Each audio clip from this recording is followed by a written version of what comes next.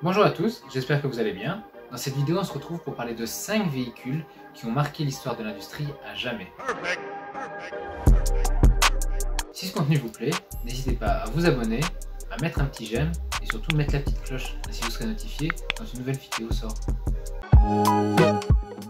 Alors on est au début du XXe siècle et de l'ère industrielle. Et en 1908, l'industrie automobile se voit révolutionnée par une voiture, la Ford Model T. Créée par Henry Ford, c'est la première voiture simple et durable fabriquée à la chaîne.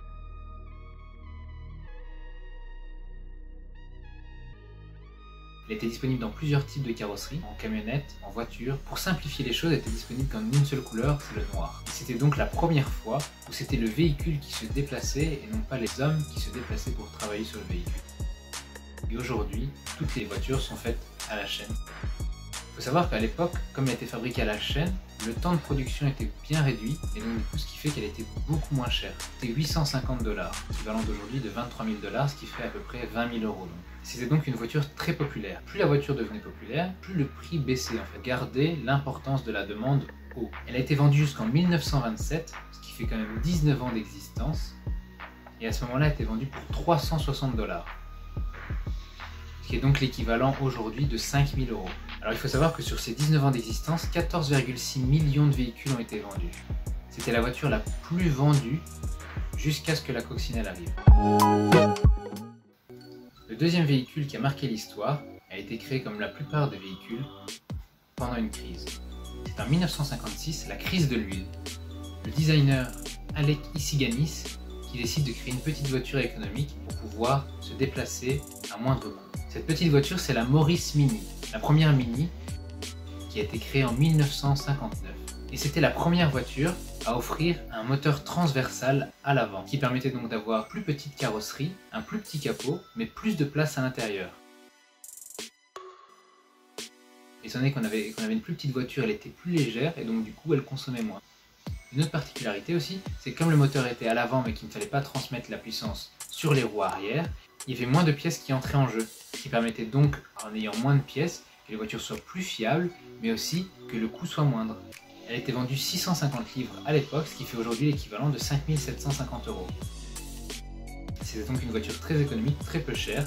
Il faut savoir aujourd'hui que la plupart des voitures reprennent ce modèle avec un moteur transversal à l'avant et une boîte de vitesse qui permet de transmettre la puissance aux roues avant. Alors la Morris Mini a été produite jusqu'en 2000. N'hésitez pas à me dire dans les commentaires lequel de ces véhicules vous préférez. Le troisième véhicule a donc été créé début des années 2000. L'économie tournait plutôt bien, les familles avaient un peu plus d'argent, et donc ils cherchaient soit un 4x4 ou un monospace afin de pouvoir transporter tout le monde. Mais à l'époque, les voitures de sport se vendent moins bien. Les 4x4 et monospaces sont plutôt favorisés par les familles qui voient plus un aspect pratique. Et c'est à ce moment-là que Porsche décide donc de créer un 4x4. C'est le Porsche Cayenne. Porsche a donc créé le premier SUV, parce que c'était un 4x4 qui était plus sportif, et il n'était pas tant connu que ça pour sa capacité de franchissement.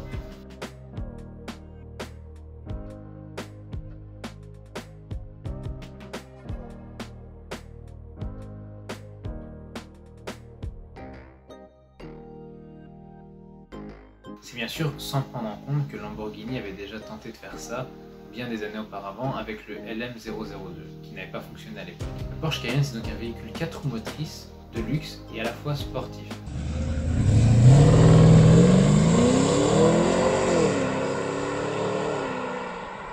Aujourd'hui, il y a beaucoup d'exemples, le Bentley Bentayga, le Lamborghini Urus, le Jaguar E-Pace. Tout cela ne serait peut-être jamais arrivé sur le marché s'il n'y avait pas eu le Porsche Cayenne.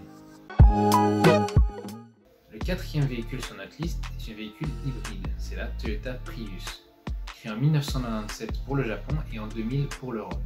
Alors Prius signifie premier, parce que c'est le premier véhicule hybride mondialement vendu. Elle utilise une technologie HSV, Hybrid Synergy Drive, créée par Toyota. C'est donc l'alliance d'un moteur thermique et de 2 moteurs électriques. Elle utilise aussi une transmission très spéciale parce qu'elle n'a pas de vitesse, c'est une transmission électromécanique, CVT, transmission à variation continue.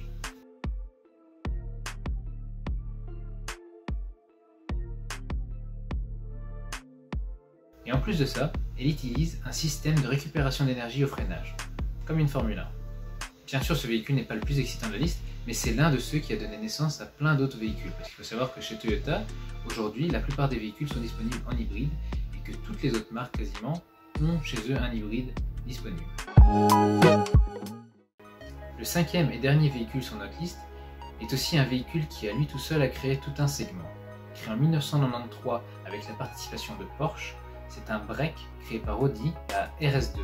Elle possède un 5 cylindres turbo de 2,2 litres et 315 chevaux. Tout ça couplé à son système Quattro qui lui permet d'envoyer le 0 à 100 en 5 secondes 4.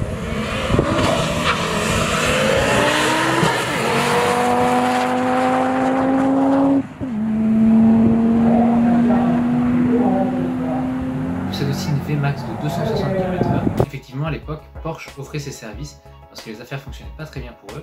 C'est donc eux qui ont développé l'Audi RS2, de même qu'ils l'ont fait avec la Mercedes E500.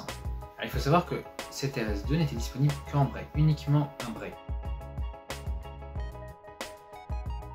Elle est donc la prédécesseur de la RS4 et la RS6. Il faut savoir aussi qu'elle a pu inspirer d'autres marques à créer des breaks, que ce soit des C63 AMG, E63 AMG ou la nouvelle M3 break. Si aujourd'hui les breaks ont la cote, la RS2 reste tout de même très rare. Voilà, c'était donc notre liste de 5 véhicules qui ont marqué l'histoire de l'automobile. N'hésitez pas à dire en commentaire lequel de ces véhicules vous a le plus marqué ou l'histoire qui vous a le plus inspiré. Alors comme d'habitude, si cette vidéo vous plaît, n'hésitez pas à mettre un j'aime, à vous abonner et mettre la petite cloche. Et je vous dis à la prochaine. Perfect.